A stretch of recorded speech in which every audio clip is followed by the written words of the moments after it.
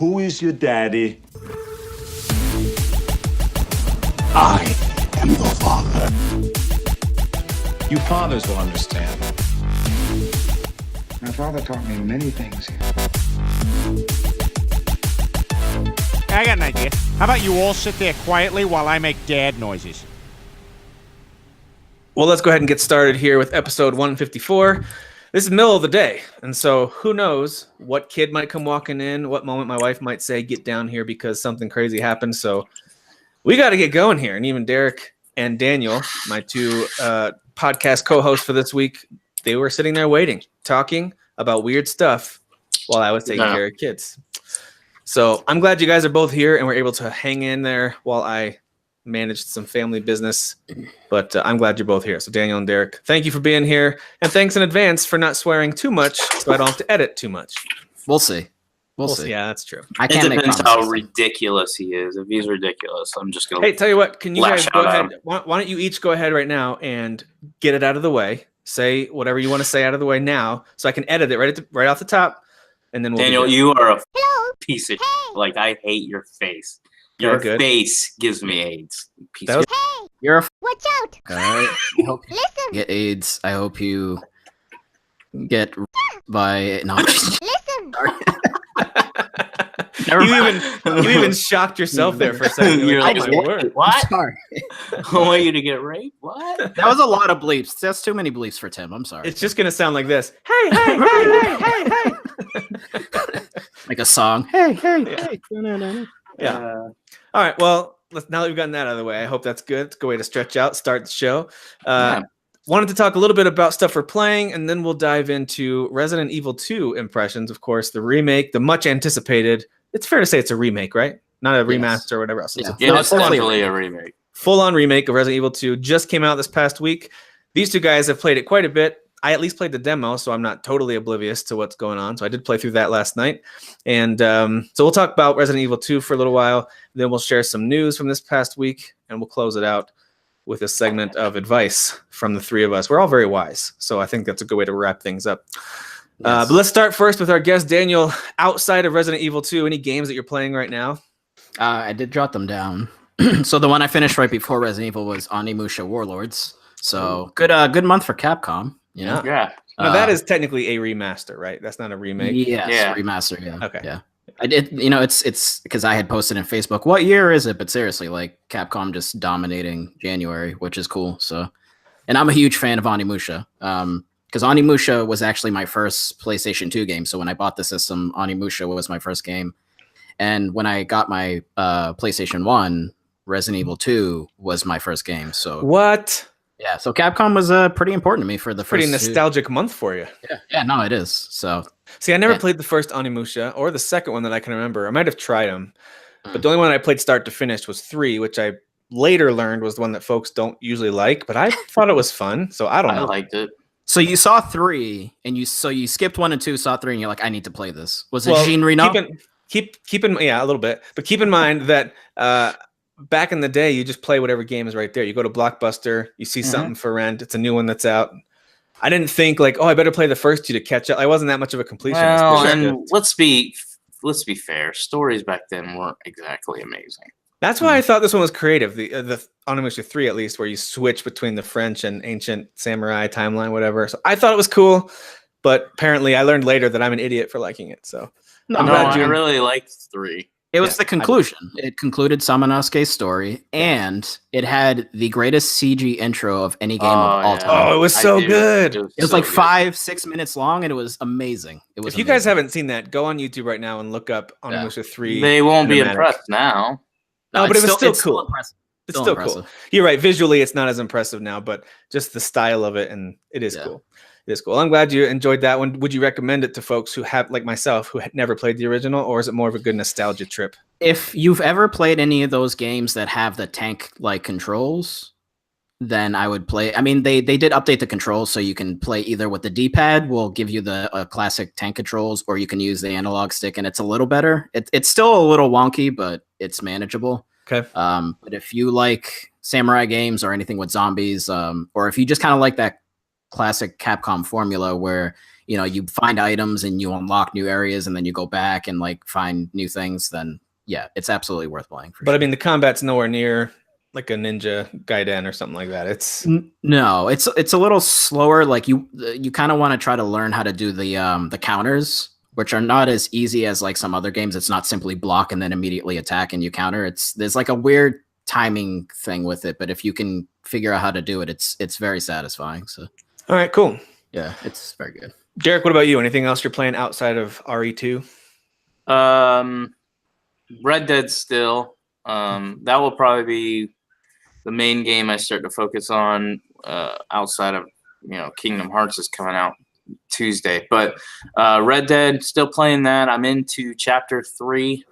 I'm still not really paying attention to the story. Don't care. The missions are pretty fun. Some of them are a little, you know, standard Red Dead or GTA type missions, but I'm still enjoying it. I don't think I'm playing anything else though. Oh, and then I'll just talk about it now since I'm the only one that played it. I played this weekend the Anthem demo, and I got a good solid 3 to 5 hours into it. But that being said, there was a lot of issues while I was in the demo. So it's not like I was just straight playing for 3 to 5 hours. For those who don't know, Anthem is the newest game coming out from BioWare, primarily online. What was your overall impression of it, though? Let's just say that they iron out a lot of the connection issues and server issues. If let's say they release this game and they have no issues like Destiny, like it just comes out and it works, everything works, it's phenomenal. In my opinion, it's exactly what I want from a Destiny style game. So far, obviously, you know, I don't know if there's, you know, like the end game and stuff like that. I don't know if the story is going to be good. Not that, you know, I care. How does the traversal and combat compare to Mass Effect Andromeda? It's a lot like Andromeda. I do love the fact that you can fly, though. The flying is amazing, and the areas are very open. Like, we even had a boss fight with this, like, spider type creature, and the area that you go in to fight is very open. Like in Destiny, they'll have like an open area where you're fighting the boss, but there's a bunch of objects always in the way. So you're never really in an open area. You're always running into stuff, and it's just honestly kind of annoying. This was just like an arena. Like, hey, this spider can go anywhere on this arena, and you're open to move around anywhere. And I love that. So you can fly around. Some of the characters, some of the javelins can hover for a long period of time. You can't really hover a lot in some of them. So it's not like Andromeda as far as like, for those who've played Mass Effect Andromeda, you could jump up. And I think it was if you held like L trigger down, you would like sit in the air, and then you could aim your gun and shoot while you're like hovering. There are some javelins that can do that. Yeah. But some, they can't do it for very long. It's just for a little. I think the Ranger, I was doing it for like a little bit, and then I would drop to the ground. And that was only if I was flying, and then I would stop flying to shoot, and then I would drop to the ground. But overall, the game, I played on the Xbox One X. I think it looks pretty good. It does not, for the Sassans out there in the world that have yet to figure out that anything that's shown to you is on a high-end PC, it does not look like what you've seen shown before. That does not mean it's ugly. But is it on the upper tier of game visuals on the Xbox now? I mean, you can. I would say, from what I've played, I'd be shocked if they came out and said this is native 4K. Like, to me, Red Dead looks better. And you can go, well, Red Dead's open world, and this is open world too. Why would Red Dead look better? This is online though, so it's different. Yeah, this is online, and the action's so fast paced. There's so much going on. There's so many explosions, things moving all at once. I can understand why they would have to like downgrade the looks a little bit on systems. And again, this is on Xbox One X. Also, the thing I noticed is that it has to load in areas. So it's not like a true open like world where you're just going wherever you want and there's no loading screens. There's loading screens. And I was telling Rob, I was like, I think the reason they do that is because I think if they wanted to do this seamlessly with no load screens, this would probably be an ugly, ugly, ugly game. I think they have to stop the game and with all the memory and stuff like that, actually load in these areas to make them pretty looking and make the game play and run smoothly. But overall, as far as impressions, I think this game's going to be super fun. Like it excited me more playing it. The only thing that discouraged me, and I will talk about it a little bit because I think it needs to be mentioned, there was a ton of issues. Like even before we just did this, I had just beaten Resident Evil 2, and I was like, well, I don't want to keep playing that. Let me jump in the Anthem demo. It started loading my mission, and it always does this. It goes to like the very end of the orange bar and just stops, and it just sits there. And I'm like, you are so annoying. And so that's disappointing on EA's part because you knew this demo was launching, and you're trying to get people to buy this game that's coming out in 1 month. And what you show us is honestly trash. It doesn't work, and that's going to scare a lot of people. Like, I was hyped for it. I still am, but I'm still questioning, like, should I, on principle alone, cancel my pre-order to send a message to EA like, this is unacceptable a month before your game's launching that you're going to scare players like this. And you could go, well, have some grace or whatever. I do have grace. I do think that when they tested it, they're like, this is okay, and then they got overwhelmed by too many people. But that's kind of the point. And better I don't now than remember. at launch, right? So Yes, better now than at launch. But also at the same time, like, I don't remember Destiny ever having these issues. So there's no way the people that work at EA, that work at BioWare, don't know how to do this. I mean, this is like pretty much what happens with any sort of beta like this. But it's not technically a beta; it's a demo. Or they already had the alpha, well, and I didn't hear any issues on the alpha. Well, I actually played, so I did play that, or it was closed beta. I don't know what. I think it was an alpha. Okay. And I did like it. I only played for like an hour. I liked the feel of it. It's definitely going to be better than Destiny because, first of all, it's third person, which is better than first person. So I agree. I'm not going to argue with you on that, even though I still hate you. But I mean, it can't be any worse than Fallout 76, right? I mean, that's like the bottom. That's about as bad as it can get, I think. I think I played the beta of Fallout 76 more than the game that I bought. Yeah, because I liked the beta, and then when I got the game, I was like, it started messing up when I got the full release, and I was like, no, I just don't care about this game. Like, this is not that fun. I have a feeling going early access, man. That's what happened. I have a feeling it's going to work better once it's released than Fallout 76 did when it was released. They've got about 3.5 weeks to shore up these connection issues. And they have another demo, beta, whatever they're going to call it. It's an open one next week. Okay. So, again, this one may have been just a test, and then they're prepping for the big one. Yeah. So as long as they're working on it, which I'm sure they are, I think it will be fine at launch. But if your major question is not whether it's going to connect or not, is it just a fun game?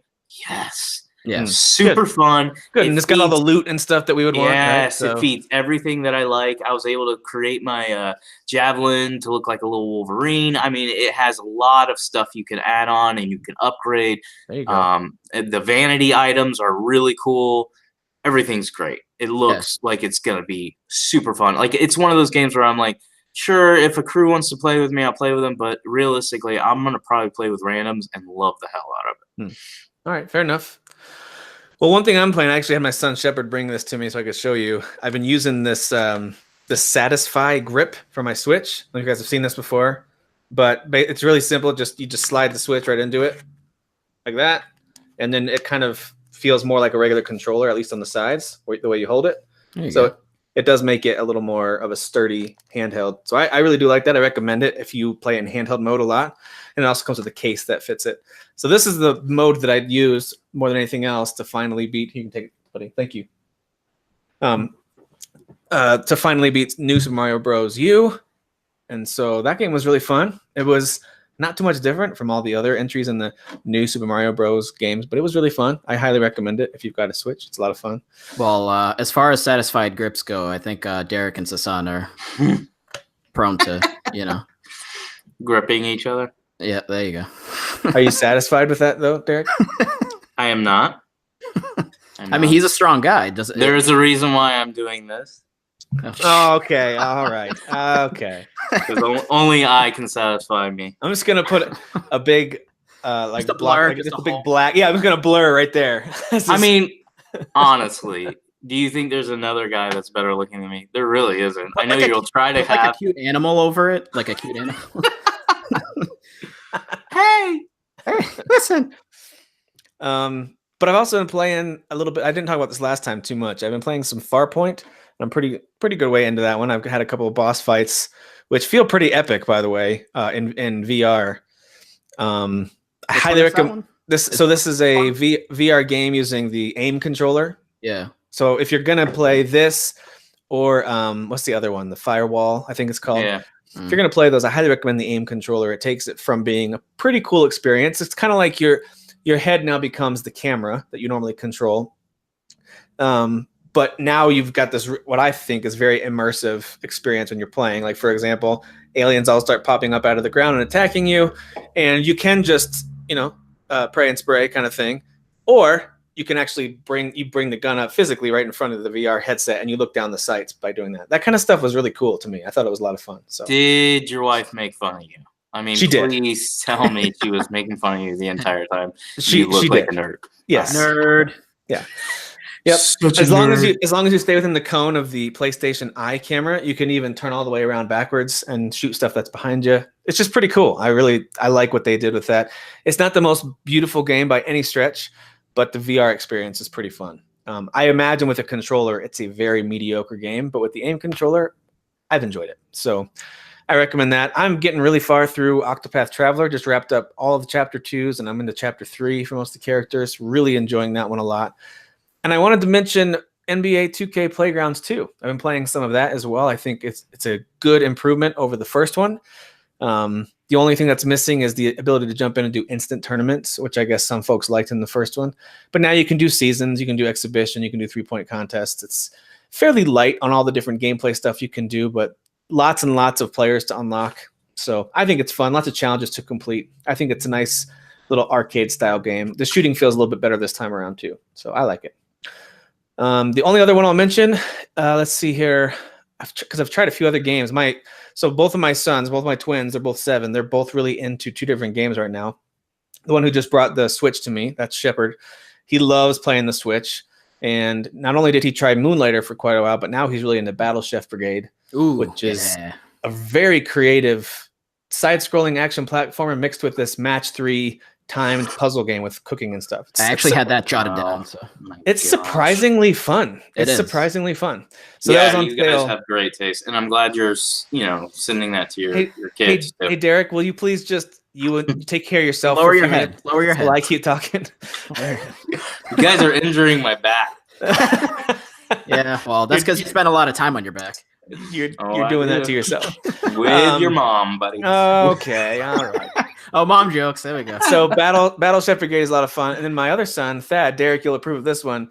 My son Thaddeus is getting really into Rocket League. Plays it every day. Plays it for a long time. He's now to the point. He loves doing the seasons against the AI. Now he's at the point where he usually can go undefeated and win the championship on pro. So I think he's getting really good. Nice. I played a few online games with him too, and he does pretty well. So that's a lot of fun. Rocket League's always a good time. I've been playing some Rocket League as well. Can I give a shout out to Forgotton Anne? Have you? I've heard of Forgotton Anne. Isn't that a mobile game? Well, it might have come out on mobile. I think it first came out on Switch and then PS4 and then maybe Xbox. I don't know if they have it. What is it? It visually kind of looks like a Ghibli movie. I mean, not exactly, but like it's sort of close in that aspect visually, but it's like an adventure game. Nice. It's so almost those not familiar, and shame on you if you're not familiar. That's Spirited Away and Howl's Moving Castle and all that kind of stuff. Okay. These really beautiful anime cartoons. So go ahead. Very beautiful. But it sort of almost plays like those kind of click adventure games back on the PC days. But it's a little more streamlined. And yeah, it just has a really interesting story. It's a very interesting concept. It's basically, so it's called Forgotton Anne. It's any object in our world that has been forgotten. So say like you, I don't know, lost a shoe somehow for some reason. The shoe gets transported into this world and it basically is alive. So it's no longer just like an object sitting there. It's like that's depressing. Yeah, and essentially all of these objects have roles in the world, like they all do jobs and stuff. And there's Anne, who's the main character that you're playing. Her father, which I can't think of what his name is at the moment. He's kind of like the king, and he's come up with this concept of this like bridge to try to get everything, all the objects back into the real world. And in the game, you basically make choices, so you can kind of be like a bad person or a good person in certain moments. You can do certain things, and like conversations kind of happen differently. And then at the end, you could kind of make like an ultimate choice, and there's a couple of endings. It's very interesting. It's super interesting. The controls are a little wonky, but if you can get past that, it's definitely worth a play. Well, for an adventure game, I guess controls, while it's nice for it to control well, not that important, right? I mean, I've been playing through chapter 1 of Life is Strange 2, and I don't think the controls or the ability to really look at what you're trying to look at is always amazing there either. Right. Yeah. But it doesn't ruin the experience. So. Yeah, and it is side scrolling, so it's not like 3D whereas Life is Strange would be.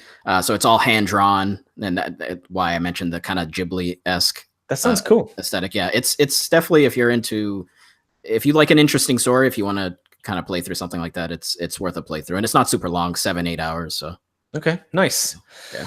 Very cool. All right, we will move on from these garbage games that you and I are playing, Daniel. We obviously don't have. We need more variety in our lives. Yeah, obviously. We're going from everything from Mario to Resident Evil 2, Octopath Traveler, Forza Horizon 4. By the way, I've heard it's pronounced properly as Forza. I'm correct. Yes, not Forza. It is Forza. Yeah, it is Forza. Forza. But anyway, but Derek, he just wants to play his shooty pretty games. That's all he wants. That's all I care about. Yeah, that's it. So speaking of which, Kingdom Hearts, you don't really shoot. So. That's true. Speaking of which, speaking of Kingdom Hearts real quick, our buddy Dan Phillips, who was on some of our Game of the Year shows, I've seen that he's been playing through Kingdom Hearts 1 and 2 to prep for 3. And it's been really cool to hear him talk about his first time through those games, because I've played a little bit of each of them. I've just never really gotten hooked on them. But it sounds like I had forgotten how much 2 really improved on the gameplay, how much fun it is. So that's pretty cool. I'm looking for, I think 3 has the potential to be a fantastic game, especially for those who love the series. So that is coming out this week. Are you going to actually play it? I'm going to play it. Will I play it a lot? Will it make me go back and want to play the first 2? I don't know about that, but I will play it. It looks really pretty. So you've never played them? Just briefly. Like I owned the collection, like the remaster collection, 1.5 and 2 or whatever that was. So yeah, I played both of them for a little bit. Okay. Again, they looked pretty good on that remastered collection. They looked pretty nice. Yeah, even back on the PS2, originally when they came out, they were like definitely some of the prettiest games at the time on that console. Yeah. I just wasn't in the mood for like here's one button for weak attack, one button for strong attack, and that was pretty much it, at least for a while. I know things open up a little later, but that's all it was for a while, and I just wasn't in the mood for that. So anyway, let's jump into a different remake, and that is Resident Evil 2, which just came out this past week. Some of you played the demo. I think the demo's still available if you're curious about this game. It gives you 30 minutes of experiencing the game. I believe you can only do Leon's story, at least for me. That's all I could do. So you play as Leon. You get 30 minutes. It gives you a little timer. When you hit pause, it'll tell you how much time is left. And when the timer runs out, the screen goes black and basically says, thanks for playing. Go buy it if you want. And then it gives you a little cinematic video if you're curious about more of what happens in the story. So, but this is a game that I never played before. I had never played Resident Evil 2. So it was kind of interesting, but I'll throw my thoughts in here and there, but I don't have a ton to say about it because all I've played is 30 minutes. You guys have both played, I think, at least one full playthrough, right? Yes. Yeah. So why don't you guys tell us what you think about the Resident Evil 2 remake? What did they do right? What did they do wrong? What makes this game so good? I know you guys have both talked about how much you love it. Timothy, you keep saying Resident Evil 2. It's Biohazard 2, so... Clearly, you are not a legit fan and gamer. Goodbye. Fake gamer. I'm going to go ahead and I'm going to mute myself. Also, here's the original case. This is the game in the original case I have. Still have it from when I first got it. Nice. Back in 90. It came out in 98, but I think like I got the PlayStation 1 like a year or two later. So, but yeah, it's got a crack in it. It's worth $500. Any takers? No? Okay. No. But yeah, so Resident Evil 2 came out originally in January 21st of 98. So this is like 21 years and like what, 4 days? Because it came out the 25th. So that's pretty cool. Can we just say also 98 was probably the best year of gaming? But continue. Very good year, yes. Yeah, this is how remasters should be done. If you're going to do a remaster, I'm sorry. Yes, remake. Remakes. This is how remakes should be done if you're going to do that. So I never played Shadow of the Colossus, so I don't know how good of a remake that is. I've obviously heard that it's very good. I would put it in the. Here's the thing: if they had fixed some of the floatiness and some of the inconsistent controls and camera, because I love that game despite its flaws. If they had sharpened up some of those flaws, it would be the best remake ever. Because it's gorgeous, it's absolutely gorgeous. But they didn't. They kind of left the controls the way it was before, and to me, that left it lacking a little bit. From what I've heard on this one, they improved virtually every aspect of it: voice acting, the visuals, the way it controls. Yeah, from the ground up, it's basically a completely different game that takes place in sort of like the structure of what the original was. A lot of the rooms look the same but are different. Like you're feeling nostalgic, but you're like, this looks a little off. Like it's like a mixture of different feelings, and it's super cool because it's in the demo. I'm walking into this police station. Is that how the overall game starts as well? No. So the demo is a different section of the game. Well, the demo is the police station, which you do get to pretty quickly. Okay. Yeah, it's like 15 minutes. Yeah. Okay. So was that sequence? So you go into there and you inspect some computer. You see a guy on a video. You go try to help him. Things don't turn out too great for him. So does that sequence happen in the old school version as well? Like, are these sequences pretty much the same, just looking better, or did they kind of craft a bunch of new details like that? So there's a lot of new things, like specifically that moment where you're talking about what happens to that poor fella. Well, yeah, and seeing him on the camera, then you were like, okay, there's my first destination. I got to make my way to this east hallway. That never happened in the original. Okay, so they added a lot. Yeah, it did. I can see now why people are already saying this is on my game of the year conversation, and I'm going, wait a minute, isn't it a remake? It's almost like a brand new game, basically, is what you're saying. I mean, I'm just going to tell you personally, I'm going to put it in my top 10. I mean, if it makes it, which I imagine it will. Yeah. Not just because, like, I should say this. Even though it is Resident Evil 2, it feels like it could be Resident Evil 8 if they wanted to. They could just put Resident Evil 8 on it and change the story a little bit, and you would be like, oh, this is a brand new game. Because the way it feels, the way it plays, the way it looks, everything is completely different from Resident Evil 2, but in a good way. Because like the original Resident Evil games, the reason I didn't play them wasn't just because I was a scared little boy. They played like shit. They were terrible to control, and that's what made them even more difficult than they already were. Is because you're like, oh, zombies there. Yeah. Why am I going the wrong way? Yeah, one zombie in a hallway in old school Resident Evil was terrifying. Exactly, because you're like, I gotta turn left. Why am I going right? Why am I no? And you're dead. This game, it's like they have adapted. They've made it okay. It's easier to control, so now it's harder to kill the zombies. I mean, like I'll put like 8 bullets in their damn head, and they're still coming towards me. I was just gonna say that's one thing that bothered. There's two things that I don't know. There's really only one thing that really bothered me about this, and it was because I probably got to kill 20 or 30 zombies during the demo, and then my time was up. But they take so many headshots, and then they still get back up after you go past them. See, the trick is you shoot them in the head.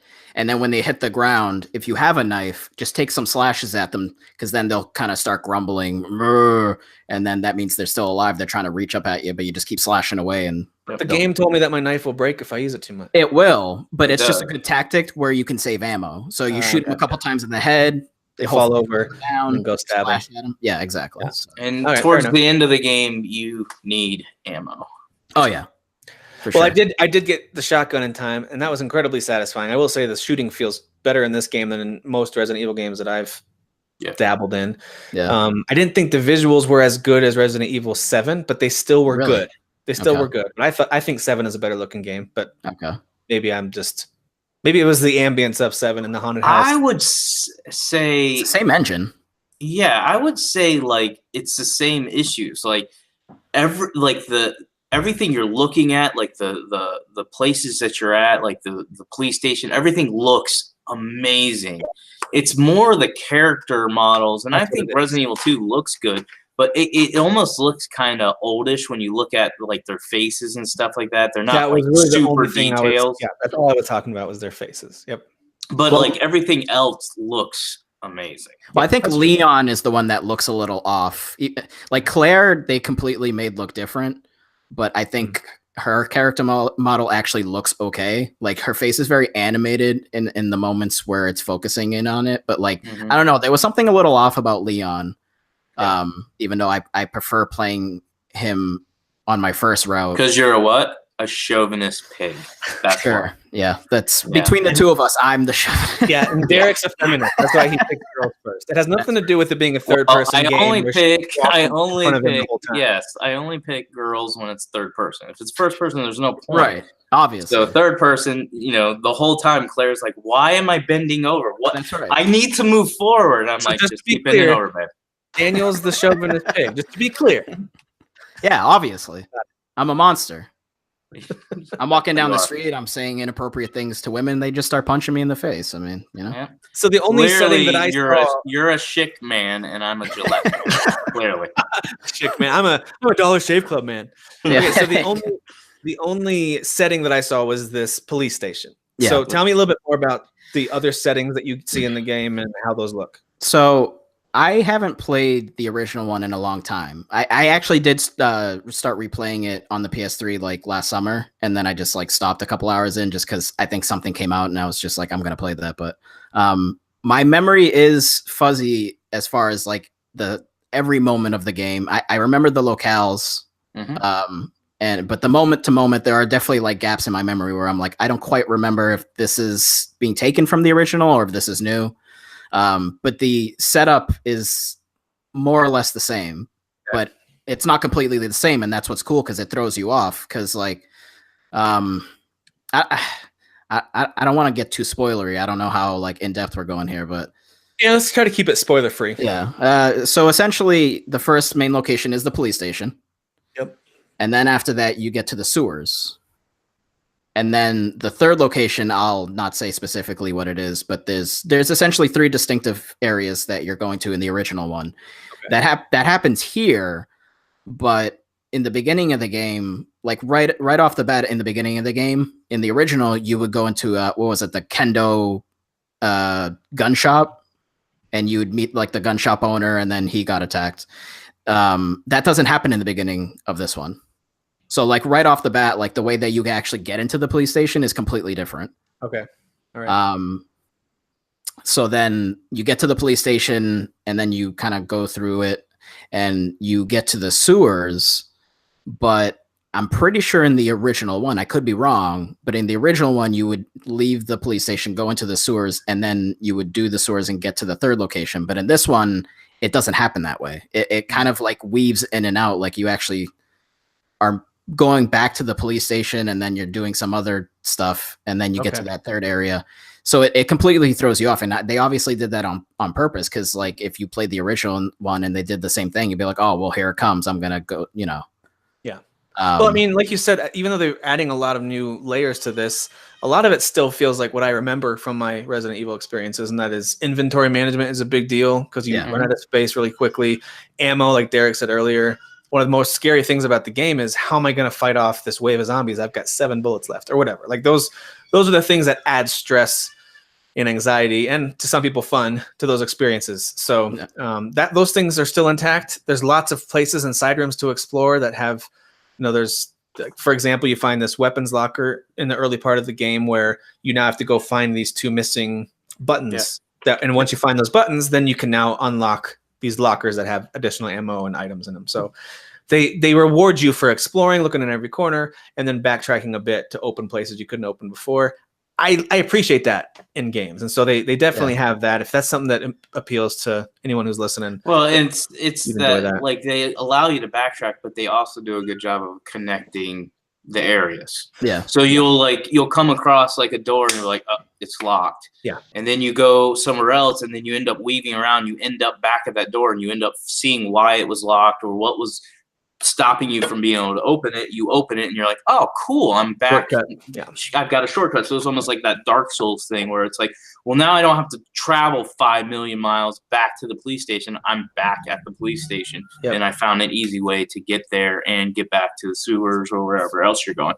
I do want to say this. Like I said, this game, even though I know it's Resident Evil 2, it's going to be one I'm I have no problem putting it in my top 10 and counting it as almost like a new game. I understand it's old, but the changes they made, the way it feels, if you go play the original Resident Evil 2 and then you pop this game in, there's no way anybody would walk away and be like, it plays exactly the same. Yeah. Everything feels the same.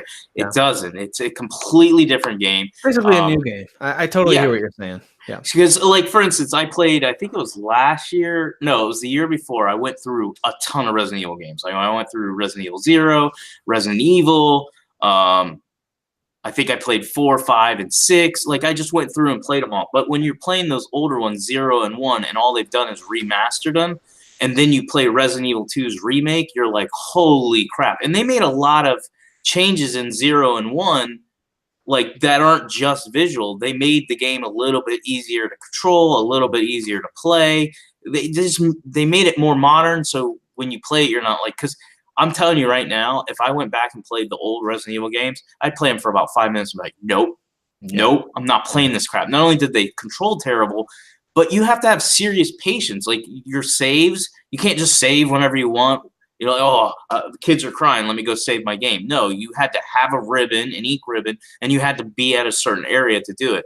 You still have to be at a certain area to save this game, but you don't need the stupid ink ribbons anymore. Well, on normal mode, you don't. If you actually play on hard, yeah, they do add that aspect. Which is cool. That's awesome that I can play Doesn't this it affect game. some kind of rating or something at the end? Based on The more saves you do, then the worse grade you're going to have at the end. That's just one thing. Plus how long it takes you to play. So for folks who are completionists and love I want to get a perfect rating, the save thing is still a big deal for them. But if you're someone who's like, I don't care about the rating, I just want to experience it, it allows you to save all you want, basically. Or like Daniel was saying, if you like the ink ribbon thing, which this is what I think is cool. I don't care about the ink ribbon thing. I'm not one of those guys that's like, I have to beat this game on the most difficult level. No, I'm the type that's like, I just want to experience the game again and have fun and not get too pissed off. So they've made it more modern where it's like, okay, you can save it whenever you're at a typewriter. You don't have to worry about the ink ribbons. If you're the type that likes that, you like that challenge. And that is part of the survival. I mean, if you're trying to get somewhere and you don't have any ink ribbons back in the old days, you're screwed. Yep. And so that made the game even more difficult. The games are not as difficult now, but they've done, and this is what I was kind of talking about when we started talking about headshots and all that stuff. They have made subtle changes to go, okay, we've made the game naturally more easier because it's easier to play. We've made the saves easier. Everything's just a little bit easier because it's modern. How can we combat that? Well, we can make it a little bit harder to kill these zombies. We can put a little bit more zombies in there. We can also make them a little bit faster as well. Mm-hmm. And so those type of things kind of like, I wouldn't say equal it out, but that adds a little bit of level of difficulty that wasn't there in the first release of it. That's now in this one. Does that make sense? Yeah. So they're trying to counter it. They're saying, hey, this all makes it naturally easier to play and more accessible, meaning most people aren't going to quit this game because they're like, I can't save or I can't do this or that. But they're also saying, but we're also got to counter it and make it a little bit more challenging. And it's a little bit more fun to play if you have more zombies to shoot and you have a little bit more ammo to shoot them with. Well, so and think about some zombie games that have come out recently where mostly you've got these little normal zombies that are typically one headshot and they're done. And then the zombies get bigger and badder and scarier and whatever as time goes on. And what I liked about this, because at first I was annoyed at the headshot thing. Then I thought, I could see this being fun because now every zombie encounter you have could be super deadly because all of them are pretty strong and take a lot of bullets. So I like that they do that. And I realize there's, there are bigger and stronger enemies in the game later on, but I didn't really mind that once I kind of thought it through. I was like, yeah, I'm glad they don't necessarily stick with what The Walking Dead and some of these other, shows and games have done with zombies. They're not all instant kills with a headshot. That's fine. I didn't have a problem with that necessarily. It is, by the way, incredibly violent and bloody. So if that is something you, the listener, are sensitive to, or you've got kids around, don't necessarily recommend playing it. But if you do get a chance to play it, maybe late at night with some headphones on, it gets pretty creepy pretty fast. So it's terrifying. The lighting is really well done. It is. And the other thing, talking about killing zombies, I thought this was pretty cool too. Like you kill them, like let's say I do 3 headshots, which I would do. I would do 3 headshots and they would drop to the ground. Well, after you've played for a little while, you're like, I don't trust you're really dead. And so as you're moving around and doing things, doing puzzles and stuff like that, you'll hear like moaning. And you're like, that motherfucker got up again. And you turn around, there he is. And it's the one you shot 3 times in the head. And you got to put it down. Yeah, that's why you got to knife him. You got to knife him. Well, you only have so many knives. Towards the end of the game, at one point, I had like 5 knives on me. But yeah, exactly. But in the beginning, I had only had my 1 knife. And when I did the demo, the first time I did the demo, I shattered my knife like after like 2 zombies because I was doing what Daniel and I were talking about. Pop them once, and then I would get up on them, and then I would just sit there and knife them. And then I was like, oh, shoot, my knife's gone. But anyways, the point I'm trying to make is this game is super fun. I do think my only thing, this is just a critique for Resident Evils in general. This has nothing to do with Resident Evil 2. It is an old game. Is I really hope they do kind of change the formula with maybe Resident Evil 8 or whatever. Because it's what I love about the Resident Evil games is I love being in a mansion. I love being in a police station. I love all those things, like those corridors and all that stuff. I get tired of like the other areas where it's just you get into these stupid like areas where it's just cement walls and they do it in every game. I'm not gonna spoil it, but just like Cement. But it just becomes like very bland and boring, and they kind of lose the what I find to be fun about exploring a mansion or a police station that has a bunch of secrets to it and secret areas and all that stuff.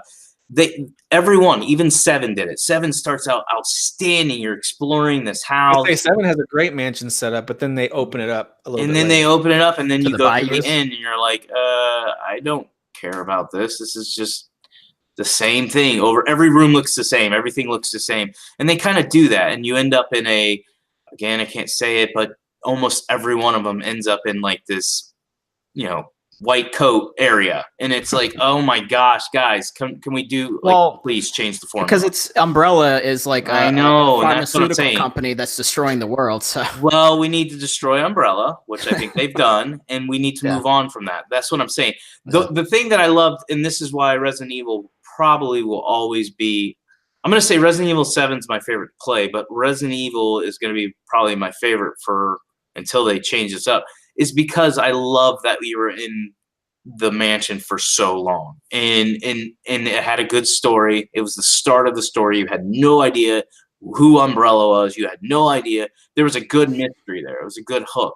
And that's why Resident Evil is still my favorite. I just hope going forward that they kind of learn from this, because this is only my second time playing through Resident Evil 2. And I've said this before in the show, I didn't play Resident Evil 2. I just watched my brother play it, and I was like helping him with the puzzles. So I watched the entire game. But this is my first time experiencing it, and it's the same formula that I played with all the Resident Evil games that I just beat 2 years ago. Going back to them, like, oh my gosh, it's the same thing. They start small, and then they're trying to branch it out, and you end up somewhere with Umbrella, and it's like, okay, let's change it up a little bit. That's what I would like to see. but Go ahead, Daniel. Don't bug me. shut up. But making excuses.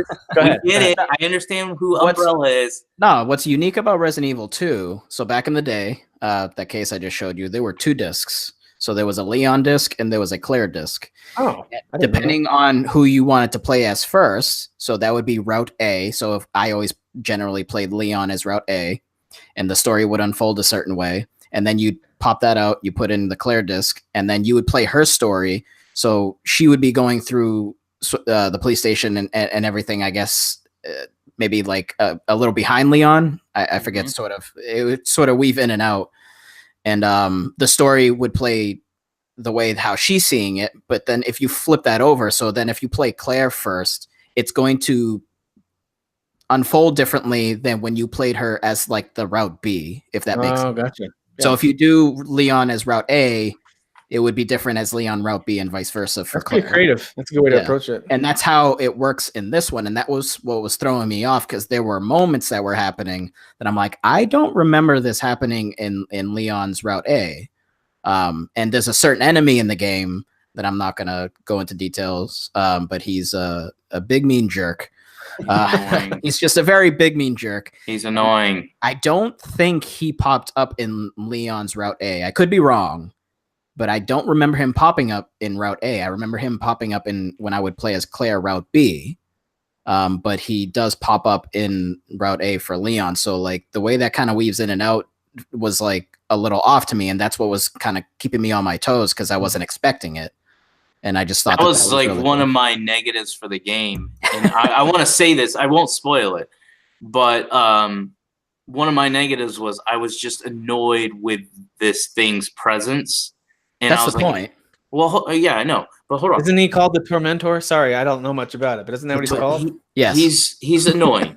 And so mission accomplished. But the way they do it, like it's nonstop, and I'm like at one point I'm actually in the middle of a puzzle. I'm like, that mother. Listen. He's here, and he's like punching me while I'm doing the puzzle. I'm like, can I please finish the puzzle, and then you and I can deal with each other. And the reason I didn't like him is you can't kill him, so you can't waste your ammo on him. So he's unbeatable, and he's annoying you. So this is how I felt. This is why I brought it up. I was like, okay, if he's going to be in the rest of this game, I'm going to slash this as I don't like this game as much as I like it. Hey, Derek, get good. All right, get good. He didn't kill me. He was just annoying. But he doesn't last the whole time. And so that I was like, when I saw that, I was like, thank you, goodbye. You're annoying. Because I even hated that Resident Evil 7. Eventually joins the police force and becomes an officer at your side. Exactly. Well, back to what Derek was saying Chris about Redfield. What Derek was saying about the combat and how they were trying to make it more difficult, but a little more modern, so it's not super difficult like back in the day. In the original, you could not kill him, but you could take him down where he would kind of go down, and you would think he was dead. Yeah. And in this one, that's not the case. Like you basically can stun him and he takes a knee, and then after like a few seconds, he gets back up. Gotcha. So in those moments, it's basically that's when item management or ammo management is like you want to make sure you're doing that because you're just going to be wasting everything, and that's it. You're going to get stuck. Is it more of a Tim Tebow knee or a Colin Kaepernick knee? Because that matters to me. I don't know if he loves Jesus, so maybe we'll go with Kaepernick. Or hates America. He doesn't, and he's not white. He's kind of looks more like Kaepernick. So yeah, there you go. Fair enough. All right, if you guys had to give a recommendation for folks for this, would you say get it right now, regardless of whether or not you're a Resident Evil fan, or would you say get it when it's on sale? Because it is a single player experience. Like, what's your recommendation to folks? Someone like me, who I have a mild interest in the series. I liked the demo, but I didn't have to run out and buy it right away. How much did you like Resident Evil 7? I enjoyed it, but I was stressed most of the time, and I understand that's the point of it. But I didn't really have a lot of fun. Like, I don't plan on playing it again. I don't think but it was really this good. one is as stressful as 7. I felt like 7 was more stressful.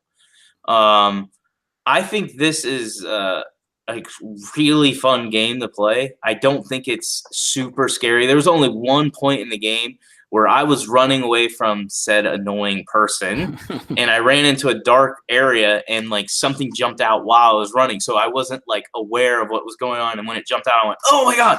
And I was like, okay, now I'm dealing with not only annoying, but I have like 3 zombies attacking me. So, but overall, I didn't find the game to be super stressful, except towards the end when I was like, I was getting pissed. I was yelling because I'm like, I have no ammo, I have no health, and now these freaking things just keep coming back. Because that was a mistake I made. I thought I was clearing areas out, and they just kept coming back.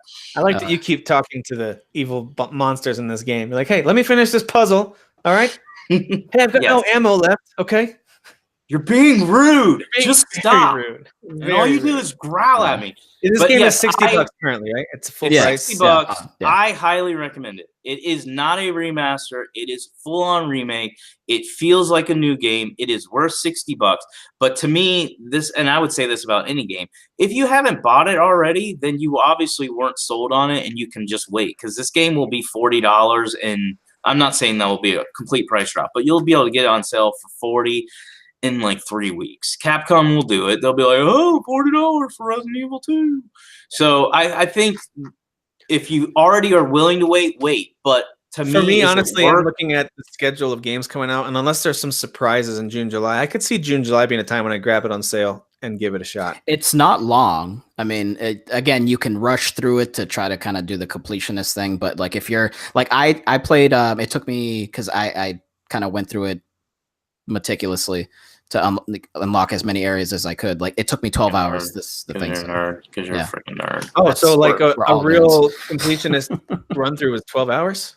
No. I mean, as far as getting the highest rating. Okay, all right. Like, there's actually when you do the second run, it actually shows you on the bottom what time they want you to beat it within. And I think if you do like Leon Route A for that completionist, like playing it quickly, I think it said like 4 or 5 hours. Oh, okay, all right. So it's the replayability. It's who you pick first. It's whether or not you have to find every hidden thing in there. There's a lot of elements to it. All right. It's just how good you are at the game. Like, if I was to play, like, I started Leon before we recorded the show. I doubt, like I said, I'm going to keep playing it just because, not because I didn't have fun with it, just because Kingdom Hearts is coming out and I've got Red Dead.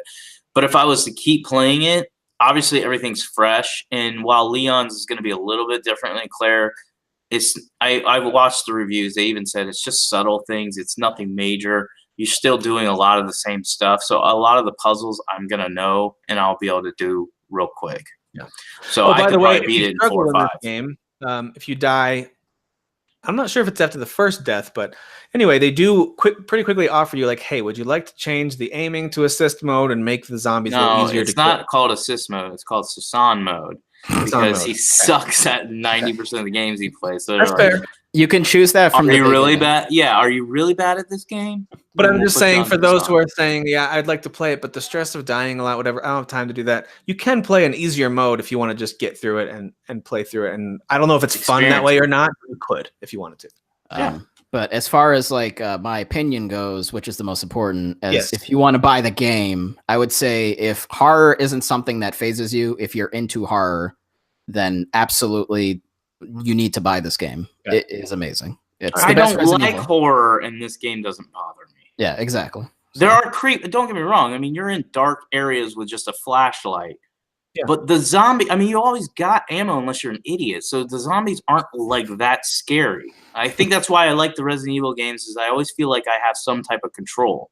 Like except against one moron who likes to nag me. Right.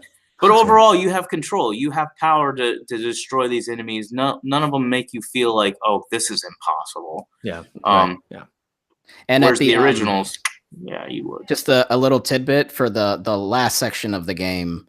There are some enemies that you want to use fire with. Just a little heads up. Save some fire weapons of some sort. Yes. Okay. And if you can avoid them, because if you just keep killing them, you're gonna run out of ammo because they keep coming back. Well, you gotta basically like kill them twice. So if you use the fire, but there's a lot of them. No, well, yeah, there is. But you use the fire, they go down, and then they actually squirm a bit, and then after a few seconds, they do get back up because they're not actually dead. And then you kill them again, and then they crisp up. So yeah, just a little tidbit. All right. Yeah. Well, there you go. Resident Evil 2 is upon us, so go play it if that's your thing. I'll probably play it this summer if I had to guess. We'll see how that all shakes out. Honestly, because I'm such a big fan, I'm probably gonna just buy it digitally on the Xbox One X. Oh well, if it's on the Xbox One X, I might buy it. Yeah, that's what I'm saying. Like, because I bought it on PC, right? And I loved it on PC. It's great and everything, but it is more uncomfortable to come over here and game. I like sitting on the couch and just relaxing. And I was like, even while I was playing it over here and my back was hurting and stuff, I was like, gosh, you should have just bought this on the Xbox One X. So cool. Well, there you go. There's Resident Evil 2. Go get it if it sounds interesting to you at all. If not, then just go play some of these little baby indie games like I play. Trash. Yeah. That's right. Speaking of which, let's talk about some news. And we'll get to the indies in just a second. But we'll start off with probably the biggest piece of news from the past week, and that is that Metroid Prime 4, Nintendo came out and was very transparent. They said they were concerned about the overall quality of the game, so they scrapped all the development up to this point, which, assuming that it's been 2 years of development, probably, they scrapped it all, and they're basically rebuilding it with Retro at the helm. Yeah, by the way, Retro is a studio that I believe did the original Prime trilogy, but they've done a number of Nintendo games to really high quality. So I feel like overall this is going to end up being a good thing. I think we're going to end up getting a really good Metroid Prime 4 game. But it probably means we're looking at 2021, like probably right before the Switch is starting to become, the last generation and whatever Nintendo's next, Switch 2 or whatever comes out. Someone joked about how it's coming out on Switch U. I forget who that was. That was pretty funny. There you go. But anyway, that was pretty big news. Disappointing for those of us who are excited for that game, and we're kind of crossing our fingers that maybe there'll be a surprise holiday release this year. That's clearly not going to happen, but I much prefer this to, wow, that was a bad game, so. Yeah. Well, I'm wondering, what was Retro working on then? And did they have to just stop it or is it gone or is it paused? What were they do? Because they haven't released a game since Tropical Freeze, right? Yeah, right. So very good question. I'm not sure. Yeah. And I can't imagine that all their resources were going to Tropical Freeze all the way through. It came out last spring, I think. So yeah, what have they been doing? I'm not sure. Well, that was a re-release. It originally came out on the Wii U. That's what I'm saying. I can't believe that they were all working on a re-release. So they had to have something else. Yeah. So maybe we'll see. Maybe we will see a project from them in between now and Metroid Prime 4. I was gonna say maybe they're wrapping something up. They probably have Donkey Kong going right now. Hang on, I hear a baby screaming. Give me 1 second. I'm just gonna turn off the monitor. My wife's here. So. Okay. That's loud. So. What's up? We're not friends, so don't try to talk to me. You were getting real friendly with me earlier. I told you to back off, but you just wouldn't. I'm not into dudes, bro. Yeah. What did I miss? Okay. He was trying to be my friend while you were gone. I was like, no, we're not friends. I was just asking him how he was, and he's just like, don't be my friend, bro. It's like, you're a mean person. You hurt my feelings, bro. Daniel just extends an olive branch of friendliness, and Derek lights it on fire. All right, what a monster. This past week, Nintendo UK, and I think this is one of the reasons why it was kind of under the radar a bit. Not only was it Nintendo UK, but also they even said this is to highlight some of the indie games coming out this year, which to me tells me I think we're getting pretty close to a major direct from Nintendo USA, I would hope, because I feel like they're getting some of the smaller stuff out of the way. So I'll review some of these real quick. Some of them I think will be interesting, believe it or not, Derek, to you as well, but definitely to Daniel and myself. So it aired this past week on Wednesday, January 23rd. The biggest news for me, the one I'm most excited about, is that Wargroove is going to come out next week on February 1st. And I'm very excited for this. It's coming out this Friday. If you haven't been following this at all, Wargroove is a Advance Wars-like. It's that kind of strategy game, but it has more of a fantasy setting, more like Fire Emblem. But I don't believe they're all named characters that have permadeath. I think it's actually units, like Advance Wars style. So I think it looks like a lot of fun. I've heard a lot of good things about it. So go check out Wargroove. It's only going to be $20. Comes out to the Switch and probably every other system, but definitely Switch on February 1st. So I think that one looks like a lot of fun. A couple others they announced that I don't care about. Double Kick Heroes, When Ski Lifts Go Wrong, Goat Simulator. I don't really care about those too much. But they announced this one called Forager, which looks pretty cool. So if you were a fan of Rune Factory or Stardew Valley, if you like those kind of games, Forager looks like it might be right up your alley. You do a lot of farming, fighting, building. That comes out sometime this year. So Forager looks pretty cool. All right, now let's talk about some ones that I was really impressed by. This game called Inmost. It reminded me of a couple different games. It had some touches of something like a Limbo, a little bit of this game called To the Moon that came out a few years back on PC. It had these little touches of this atmospheric side-scrolling pixel art, and it looks really interesting. So Inmost looks like a lot of fun, and they've said it's got some horror elements to it as well. Yep. No release date that I could find, but it is coming out this year on Switch at some point. I think it said spring 2019, but I could be wrong. Did it say spring? Cool. I think so. I could be wrong. So Inmost looks really cool. Unruly Heroes. If you liked the Rayman Legends, Rayman Origins art style, Unruly Heroes looks a lot like that. Yeah. I haven't seen a lot of reviews for this game yet, but I know it's up to 4-player multiplayer. It's a side-scrolling action platformer. The visuals look really sharp. Again, it looks a lot like the Rayman games. You can do co-op and versus modes. I kind of compare it to a similar, like, not so much art style, but a similar vibe as like Kung Fu Panda, where it looks very lighthearted and fun. There's lots of like karate fighting animals, basically. And it's a multiplayer side-scrolling game. It looks really pretty. So I think Unruly Heroes looks interesting. It's out now. It was one of those ones they said it's available now. So there you go. Those are all coming soon. And then here's one that I had never heard of this before. Apparently it's been on PC since last year, but it's called Crosscode. It's kind of this isometric style, a little bit of an overhead style RPG. The visuals immediately remind me of Chrono Trigger or Secret of Mana, but even a little bit prettier than those. It's got a sci-fi setting. It looks like fast-paced action RPG stuff. It looks really cool. Also coming out sometime this year. I think Crosscode, if you are an SNES kid or maybe even PS1 kid, and you like their RPGs and Secret of Mana, Secret of Evermore, put this one on your radar. This one looks really interesting. And lastly, SteamWorld Quest was announced from Image and Form. Of course, they've made all the SteamWorld games, Dig and Heist. All pretty fun games with funny dialogue and cool visuals. This is a full-on RPG. It looks like it's card-based RPG adventure. I think it looks really pretty. It's coming first to Switch sometime this year. I think it looks really like a really pretty game, and it's a full-on RPG called The Hand of Gilgamesh. I see what they did there. Each one of those like are completely different games. Also, that's what's unique about that universe, I guess. Yep. Like each one is different. Yeah. So SteamWorld Dig is kind of this like never-ending digging platforming game, right? Yeah. When you get kind of a little Metroidvania-esque because you can unlock areas as you get new abilities. Yep. And then Heist was a turn-based. It reminded me of Worms. Remember Worms, like the Worms warfare games? Yeah. Where you take turns taking shots at each other using the environment, and then got to get into a hiding spot because now their team's about to have a bunch of shots at you. Yeah. So kind of turn-based style strategy. And now this SteamWorld Quest looks like a card-based RPG. So yeah. Very unique. Yep. So a few games there to be excited about. My hope is that they're announcing a lot of these because these are the smaller games you can usually get for less than $30. And so some stuff to kind of fill that library a bit because Nintendo's about to announce some bigger stuff. I'm hoping sometime in the next month or two. I'd love to see a full-on direct where they talk about other projects, maybe Bayonetta 3 or, Animal Crossing. I'm not as big of an Animal Crossing fan, but I would love to see Luigi's Mansion 3, Fire Emblem. I want to see some of these other. Yeah. Now that Metroid Prime 4 is securely pushed back, I want to see some of their other stuff.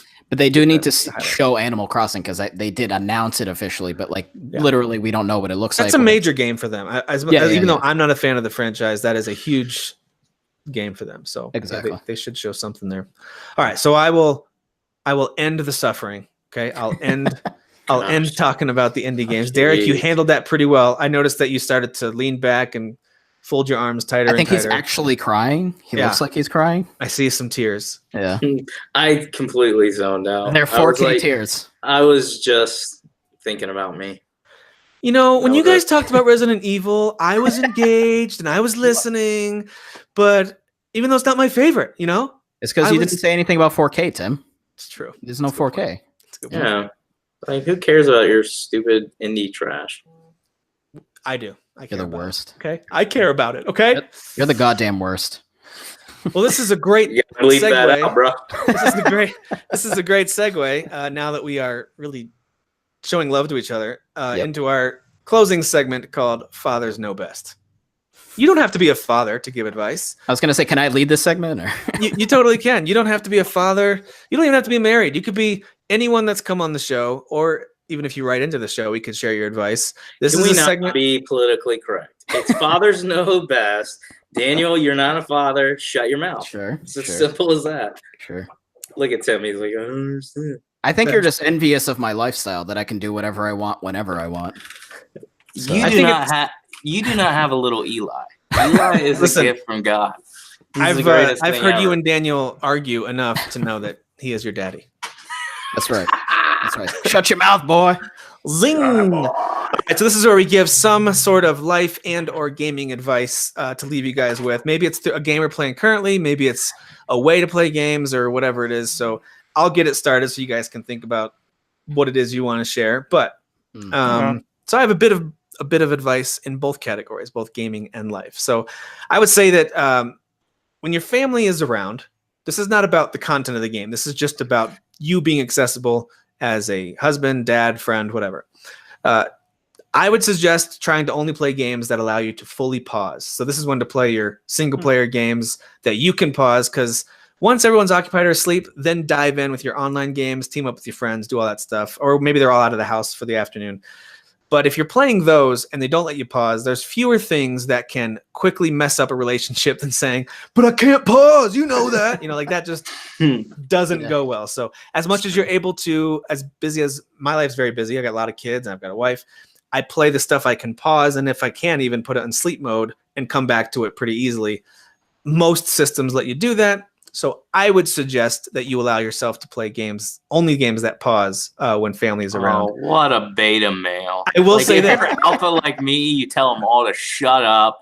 I will say move this: on. a few seconds of eye contact and actually responding goes a long way, and it helps avoid. And I'm speaking from some experience here. You can cause spite to build up for your favorite hobby if you're always saying, sorry, I can't pause. And that's what you don't want. Maybe that's beta male. Isn't that a good thing? Like you're I don't want she's spite, leveling though. up. She's leveling up. Let me get a notebook. I got to jot this down. Derek is not listening. I'll listen. Thank you, Tim. So that's my advice to you guys. I'm not kidding. Do it.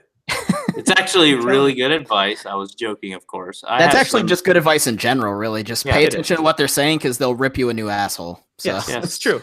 All right, and then, of I'll course, go. the same advice could go to anyone else. And usually it's the ladies who struggle with putting down their phones. Stereotypically, and usually it's the guys who struggle putting down the video game controller. I know that's not always the case, but it goes a long way with both. Like if you, for some reason, are trying to, I don't know, for some reason, if you wanted to communicate with your wife, I don't know why you would, but if you did, and she wouldn't stop using her phone and keeps looking down, you'd probably eventually start hating that phone. So just think of it that way. All right, I'm done. It's good advice. I agree. All right, so I have I guess two separate things. I would say life advice. I think 2018 I learned a lot. Not that I was stupid going into it, but I learned a lot. When you get humbled, you learn. If you choose to, obviously, you can be ignorant if you want. But one of the biggest things that I've been learning recently is you don't get to a place in your life by just making one bad decision. You get there by making a bunch of bad decisions, and you can create bad habits. And I guess the thing that I would stress is the importance of every decision that you make, no matter how small it is. And it kind of ties in with what Tim was talking about. That is a decision. Like if your wife gets frustrated by that stuff, or your girlfriend, whatever, your boyfriend gets frustrated by that stuff, they need to be the most important thing in your life. And so that's a decision that you should make to show that you appreciate them and that you care about them. So for me, the most important thing is making good daily decisions so I can create good daily habits. And then those good habits don't create results right away. We live in a results right away world. And for a lot of us, you don't even realize it. That's your mentality. Like, I'll give an example. You run 3 times and you get on the scale after you ran 3 times in 5 days and you go, why did I gain a pound? Or why did I only lose a half a pound? I quit. Even though running's a good habit, like it would be a good decision, you still quit because you don't get the results that you want, or if you're trying to eat healthy. But if you'll continue with those good habits, over time you'll see big results. And so that would be my life advice is latch on to what are good habits, even if you don't see results right away, because you're not just doing it about results right now. And then over time, you'll start to see the results, and you actually will get addicted to doing more and more. They keep going. Like I tell my friend at work, she's a bigger girl, and I'm trying to help her to lose weight. I don't mean that in a disrespectful way, but I'm trying to help her, and I don't tell her, you need to cut everything out. You need to run an hour a day. I take it slow. I give her small little decisions, small little habits that I can create in her. So once she does that, she'll get hooked. So that would be my life advice. Those small decisions matter. Those small good habits matter. Yep. As far as gaming, I think for me, as somebody who knows I have a bad temper, don't be afraid to put your game on easy. Like if I am playing a game that I want to beat, but I am getting frustrated where I'm yelling at the screen constantly, throwing the controller, whatever, pitching a fit, your decision can either be to quit or drop the level of difficulty. Yeah, that's good. And What's so the for last me, game you played through on easy because of that? Because I have one that I played recently on easy. what was the last one? What about you, Daniel? What Derek thinks about it? You played one on easy recently because of that? I felt like it was recent. I'm really not trying to be like pretentious, but I don't generally play. No, I usually do. If your temperament's fine, then Yeah. that's kind of what I'm speaking. I I don't can know. most of the time do normal. I never So go. the last time I did a game on easy was because I didn't really want to spend a lot of time with the game, although I was interested to play through it, and that was with Transformers Devastation, the Platinum Games Transformers game. Yeah. It was a lot of fun. I tried it on normal for a little bit, and I realized this could be a very satisfying experience. Play on normal, I could get really good at it and learn all the combos, or just put it on easy so I can quickly get through each area and just enjoy the game. So there was a game, and it was when you talked about Transformers, because I think you brought it up because I said I flipped this game to easy because I just want to get through it, and that was kind of my. It depends for me and we talked about this before. I like Dark Souls, I like Bloodborne, and when I play this Sekiro game, I'm gonna probably love that too. So I enjoy a certain type of difficulty, or a game that is difficult, and kind of it's a lot of it has to do with my mindset. Like I found Neo to be frustrating, but I didn't allow that frustration to allow me to quit. I just went, okay, this is what this game is. But if I'm playing a game, I'll tell you a future one that I'll probably play on easy, DMC5. And why would I play that on easy? I'm not really good at these fast-paced slasher games. I never have been, like Bayonetta, all that. If I was to play through Bayonetta, I would put it on easy. Those games, I don't know what it is. It's the fast-paced combat and dodging and countering and all that stuff. I can't keep up with the flashing back and forth and everything real quick. So I would imagine DMC5 will be something that I'll play on easy. I think I played DMC on easy, or I started on normal and then flipped it to easy or something like that. But it will be a game that, since I'm buying it, I want to finish. I want to see it through, but I doubt I'll be able to play it on normal and have the patience for it, because I'm not really good at those games. And my biggest thing, and that's what I'm kind of confessing with this, is I don't have the patience and I don't have the temperament, and I know that's a weakness. Instead of just feeding it because I don't want to let my ego get hurt and be like, guys, I had to play this on easy. I don't care. I played it on easy. I don't care. yeah, and even though people might bust your balls for it, no one actually cares either. Like Nobody cares. no one legitimately cares if you played it on easy, hard, or normal, or whatever, somewhere in between. Like Yeah, you because I say can play most games on normal or even some on hard. Yeah. But there are certain like franchises, or I would say genres of video games, that I'm just not good at. Like Ori and the Blind Forest. I wanted to beat that game so bad, and I couldn't on normal. But when they put out noob mode, easy mode on the whatever one they re-released, right? Yeah, definitive edition. I went back and and I was like 70% through the normal playthrough when I got stuck. I went back, started from scratch, and played through all the way. And the easy mode definitely helped. There was, I think you could take one extra hit. There was a little things that they did. They made your whatever you shoot out, they made that more powerful. So those little changes made the game easier for me. I was like, oh, I was able to beat it. So that I don't mind, because I wanted to finish that game, and even on easy, that one was still kind of difficult. All right, that's good. No, I think that is good. That's a good way to save yourself. Really, it's a way to help yourself still have fun when you're playing video games. You've got nothing to prove, so just play it on whatever difficulty you're having fun with. All right, Daniel, what about you? Any life or gaming advice? I like the idea of a gaming advice or gaming tip as well to keep yourself sane. Okay. What do you got? Well, as far as gaming wise, I would say learn the kind of things that you like, and don't just go online and read some Facebook post about a game and then just take that opinion as concrete, Yeah. Like learn to know what you like and actually do the research and see if it's something that might have potential, and not just because somebody said, oh, this game, like whatever, the servers are going down there. I mean, that game may end up being a 10 out of 10. Even if it's like a couple months in. Like people just, I don't know, people nowadays, I don't know if it's just because there's too much to play, but they don't have any patience. Nobody has patience anymore. Yeah. It's just like, I want this to be amazing now.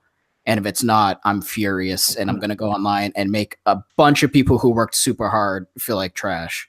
I mean, it's not don't tweet at the developer. It's not just one guy who just sat there like laughing maniacally and be like, I'm gonna rip everybody off. Like, well, I mean, Red Dead 2 is too slow. I don't have patience for this crap. Yeah. Rockstar Games, you piece of trash. I mean, whether it's an indie game where it's like a couple of dudes in a garage, or like you go up to like Assassin's Creed where hundreds I of bet people. you love a couple of dudes in a garage, Yeah, don't you? well, that's okay. God damn it! You were being genuine a second ago, and now you're being, well, you know what you're doing. I'm being me. It's like a couple of dudes in the garage. Yeah, I bet you like. A couple But dudes in either way, normal people just like you and me went to their job and they did a thing and they are proud of it. And whether it's trash in the beginning or not, like, just, you don't have to like make people feel miserable or like send them death threats. Like, just learn what you like and then buy the game. And if it doesn't work out, then you know what? It doesn't work out. Like, it's fine. Just You learn to mean have- like not everything in life is amazing? Like there's some things Right. that aren't going to be amazing that I had to pay Exactly. for? Exactly. Oh, I didn't know that. Yeah, learn to have some patience and just kind of roll with it and shrug things off. Don't get so angry about it. I like that. That's good. So, yeah. Whatever, man. Um. No, that's good. I like that. All right, Yeah. how about you give us some life advice that doesn't suck? Okay. Don't be like Derek Teague. That's great. I love that Let's advice. talk about good and bad habits. If you act like me, that's a bad habit. Yeah, just learn to be a good person. People are bad people nowadays, especially online. The internet is supposed to be a place where you look up cat videos and interesting information about stuff. Cat videos. And instead we just go on there and like nerds nowadays are actually the worst bullies, right? Oh, Like, absolutely. They hide behind their computer monitors and they just make people basically end up killing themselves, and that's just terrible. Good people out there are harming themselves and they shouldn't be. So Right. just be nicer to people. So you never know what they're going through and what's going on in their lives. So I like that. That's yeah. good. Also have patience in that respect. Yeah. So And on the other side of it, don't take everything so seriously. It's just That's right. some idiot sitting there on his phone or on his computer typing things that he doesn't know, or he or she doesn't know.